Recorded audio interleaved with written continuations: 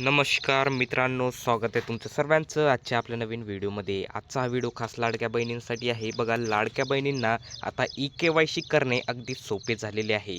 बघा, नुकतं सरकारने सांगितलेलं आहे की ई-के-वाय-सीची जी मुदतवाढ आहे ही झालेली आहे। एप्रिलचा जी लास्टची डेट आहे, शेवटची तारीख आहे 31 एप्रिलपर्यंत मुदतवाढ करण्यात आलेली आहे। ई-के-वाय-सी मुदतीचा प्रवास सप्टेंबर 2025 पासून ई-के-वाय-सी प्रक्रियेला सुरुवात झाली।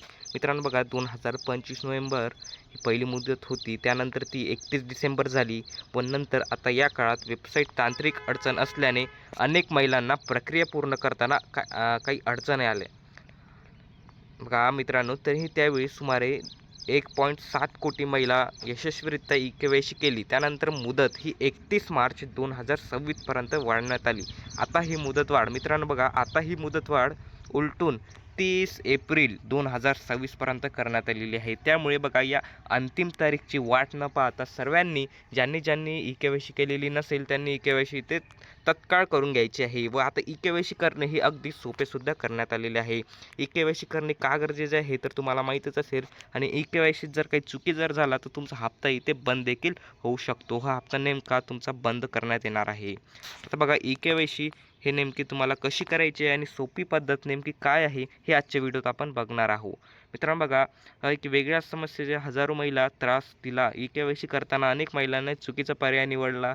माझ्या कुटुंबात कोणी सरकारी नोकरी आहे का या प्रश्नाचे चुकीचे प्रोग्रामिंगमुळे महिलांनी चुकीचे उत्तर सबमिट केले। परिणामी त्यांचा हप्ता हा आपोआप बंद झाला। अशा महिला तक्रारी मोठ्या प्रमाणात आपल्याला सरकारकडे आलेल्या आहे। तर आता बघा, ई-के-वाय-सीचा बघा हप्ता नेमकी कशी करायची हे आपण इथे बघून घेणार आहोत। त्यापूर्वी बघूया मार्च हप्त्याची अपडेट नेमकी काय आहे। बघा, मार्च हप्ता राज्य सरकारने फेब्रुवारी 2026चा हप्ता महिलांच्या खात्यात जमा केला। बघा, फेब्रुवारीचा हप्ता बघा सर्वांना इथे जमा झालेला आहे। ज्यांना आलेला नाही त्यांनी कमेंट करून नक्की सांगायचं आहे।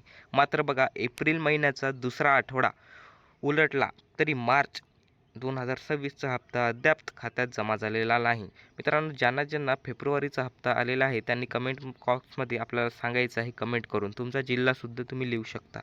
मार्च एप्रिल 2026चा दुसरा आठवडा गेला व मार्चसुद्धा गेलेला आहे व आता एप्रिल आलेला आहे। मात्र आता मार्चचा हप्ता एप्रिलमध्ये नेमका कधी येईल याची सर्वजण वाट पाहत आहे। तर याबाबत कुठलीच अपडेट मित्रांनो आलेली नाही।